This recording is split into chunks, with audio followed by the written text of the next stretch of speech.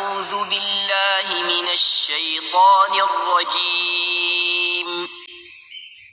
بسم الله الرحمن الرحيم. شهر رمضان الذي أنزل فيه القرآن هدى للناس وبينات من الهدى والفرقان،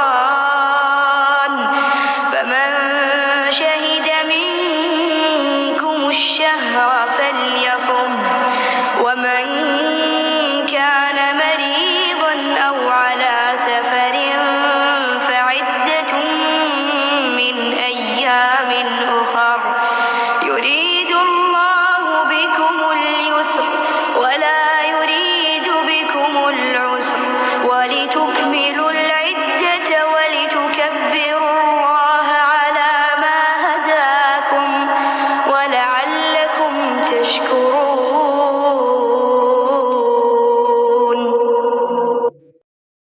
صدق الله العلي العظيم، وصدق رسوله النبي الكريم، ونحن على ذلك من الشاهدين.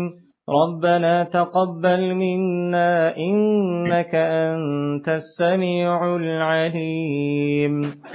اللهم ارزقنا بكل حرف من القرآن حلاوة، وبكل جزء من القرآن جزاء. اللهم ارزقنا بالألف ألفة، وبالباء بركة، وبالتاء توبة، وبالثاء ثوابا، وبالجيم جمالا، وبالحاء حكمة، وبالخاء خيرا،